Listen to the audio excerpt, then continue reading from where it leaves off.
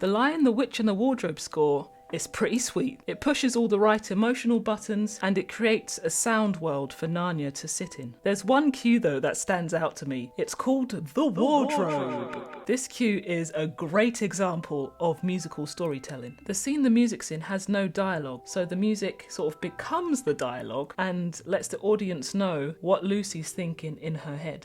Oh man, I'm excited to delve into this beast of a cue. Hello and welcome to the Film Music Junkie. I analyse film scores and see how they are emotionally manipulating an audience. It sounds menacing, I know, but it's an art form that I'm just intrigued by so much. God damn it. My name's Olita, and let's just delve into the chaos and come out glorious, shall we? Let's go.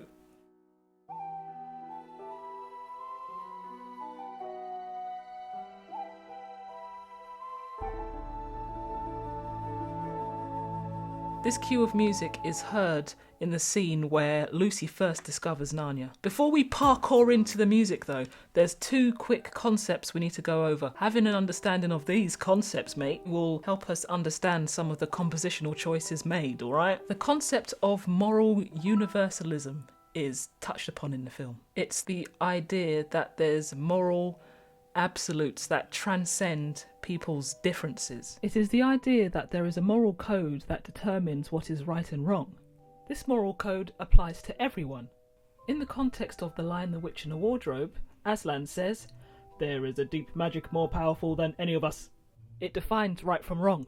It oversees all our destinies." C.S. Lewis said that most people intrinsically know what these moral laws are and know when they are breaking them. The second theme or concept is embracing change. In the scene that will be analysed, we come across Lucy who walks into the unknown, into Narnia. At first she's understandably apprehensive, but once she acclimatises herself to her surroundings, she experiences the joy and magic of change.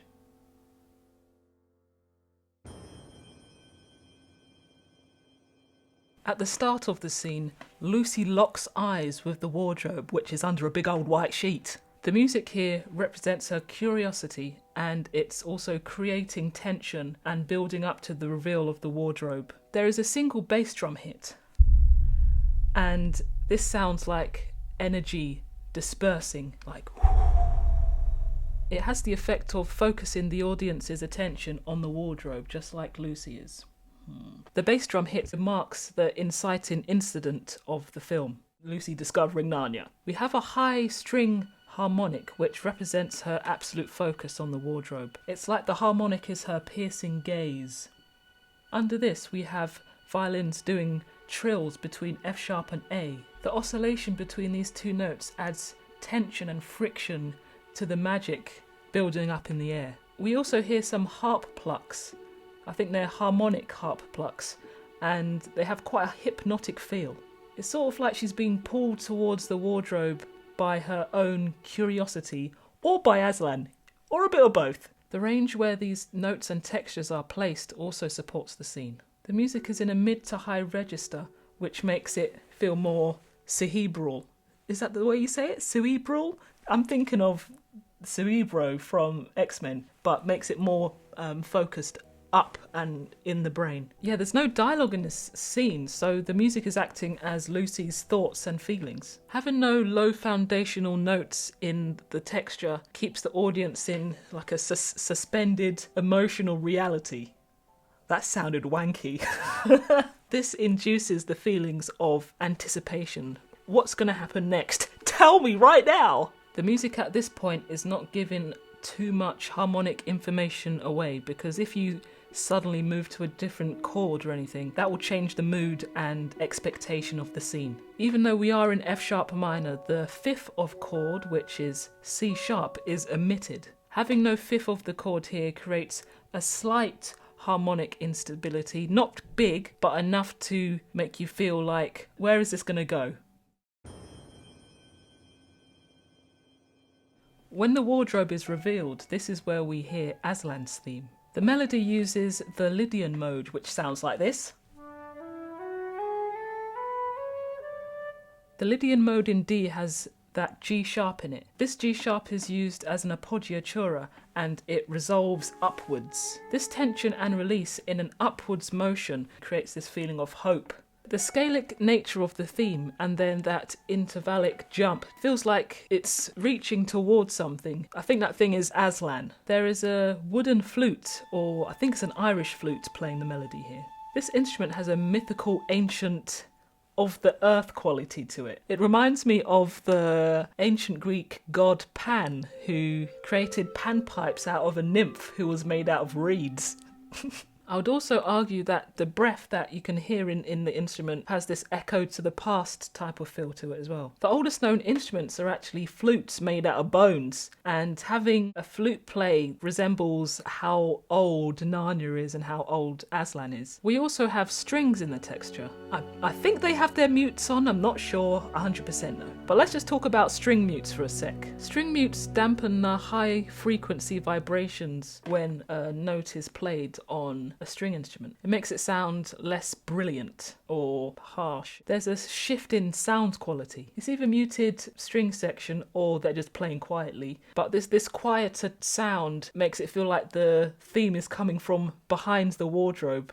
There's also a choir in this texture, and I think it was John Powell who sort of half-jokingly said that if you want to evoke intense emotions, just shove a choir in there and that will instantly make people feel an emotion. I actually think the use of choir here represents the moral universalism and deep magic within.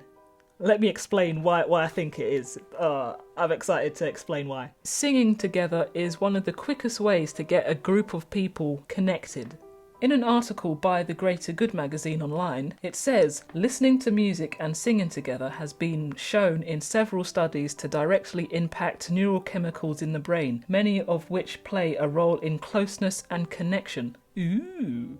A study which you can find on Science Direct called Singing and Social Bonding is really interesting. The study describes an investigation into the pain threshold and feelings of closeness of two separate choirs after 90 minutes of singing. One choir was small and the other was big. What they discovered was very cool. They found that both groups had increased their pain threshold, which is a proxy for endorphin release. However, the larger group experienced a bigger change in closeness than the smaller group. It suggested that the endorphins produced when singing together can mesh a big number of people together very quickly. This is why anthems and music in general is such a good propaganda tool.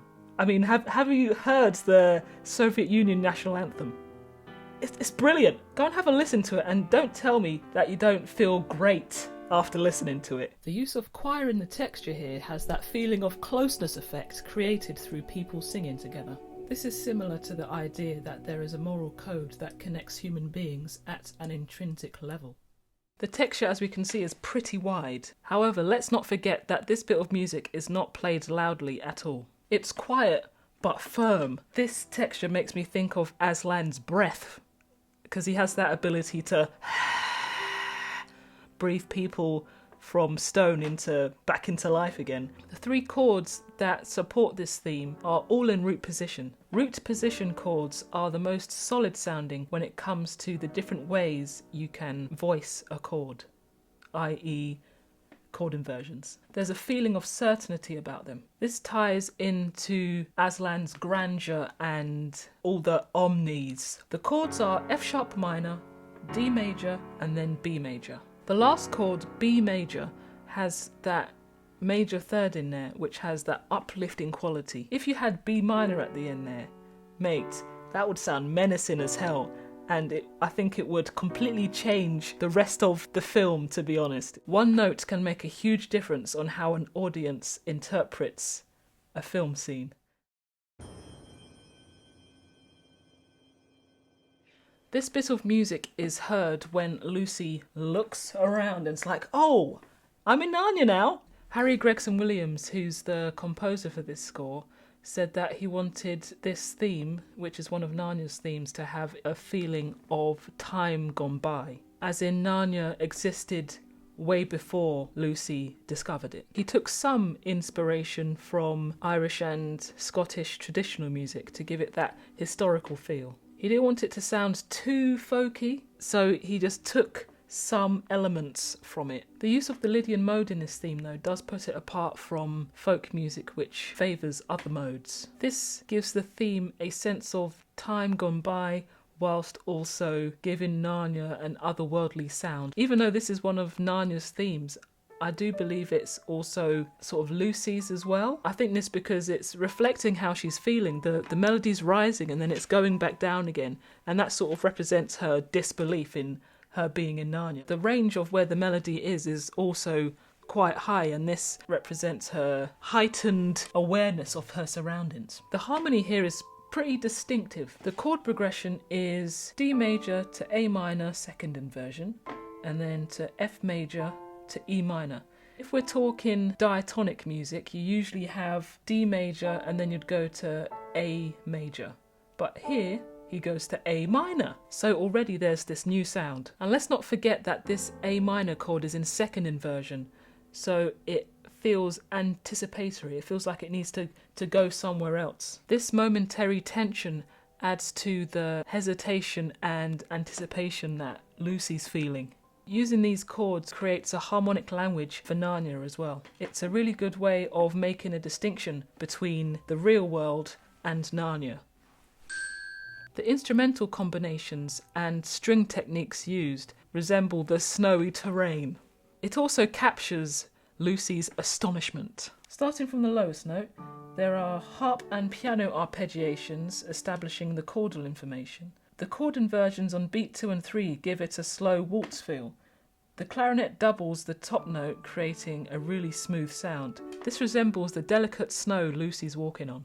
We then have some string tremolos playing quietly. Using tremolo strings is a great way of portraying snow musically. The fragmented yet homogeneous nature of all the string section doing tremolo to me represents thousands of tiny snowflakes doing their ting. The wooden flute playing the melody I think is an Irish flute, but it's a keyed Irish flute. There's a fly. There's keyless and keyed Irish flutes. I think it's a keyed one to get that G sharp. And as explained before, this adds to the old feel of Narnia. These couple of bars are heard when Lucy believes in Narnia and is having a whale of a time. This time the contour of the melody is going downwards, and this reflects Lucy's release of tension and apprehensiveness. It also represents the slow falling snow. The Lydian mode is used again, and this helps to create a distinctive sound for Narnia. The melody here is a good example of a compositional device called a sequence. This type of sequence is called a reel sequence. This is when you have a segment of music and you repeat it exactly the same, but starting on a different note. You transpose the notes exactly how they are, semitones and all. In this context, the repetition of the melody starts on a lower note, and this represents Lucy's enjoyment of Narnia rather than her, it's like, what the hell's going on here type of feeling. The chords here have a seamless, smooth, silky quality to them. I learnt about alliteration when I was in year 2. I still use it now. The smoothness sort of represents the snow, but also the magic in Narnia as well. So we've got G to F sharp minor, then D to C sharp minor. G to F sharp minor and D to C sharp minor are one chord away from each other, note-wise. And then F sharp minor to D major are only one note difference. So chords that are next to each other tonally, or they share two notes within the chord, create smooth chord changes. Top tips! The chords are also going in a downward motion, just like the melody, representing I'm in snow, that type of feel. This texture is quite full, but similarly to Aslan's theme, it's all played quietly and has this ethereal feel to it. And this helps to resemble the magic and wonder of Narnia. Here's how this texture is achieved. Let's do it. At the bottom, the double basses are doing pizzicato, establishing the root notes of the chord. Pizzicato in this context is a good choice because it sounds wholesome, but also has a delicate sound. A sustained bass note through this bar would be slightly obtrusive and heavy. What we want is light, snow. The rhythm of these bass notes also gives us a slight pulse as well, because Lucy is still walking around. On top of that, the cellos and the violas are in fifths, and then there's a sixth on top of that, I believe. And this is a cool way of expanding the texture to make it sound wider and open. Having a wider texture here adds to Lucy's feeling of groundedness within Narnia, rather than her being a bit scared, you know what I mean?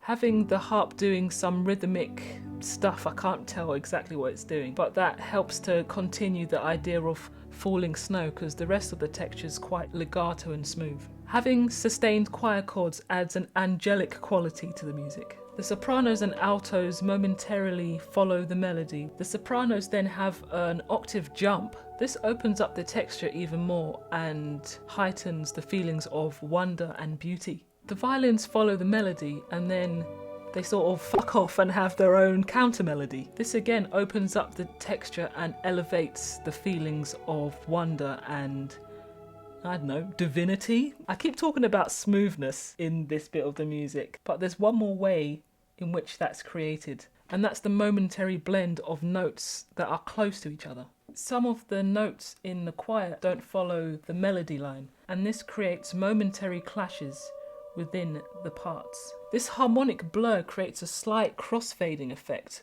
which is what snow does.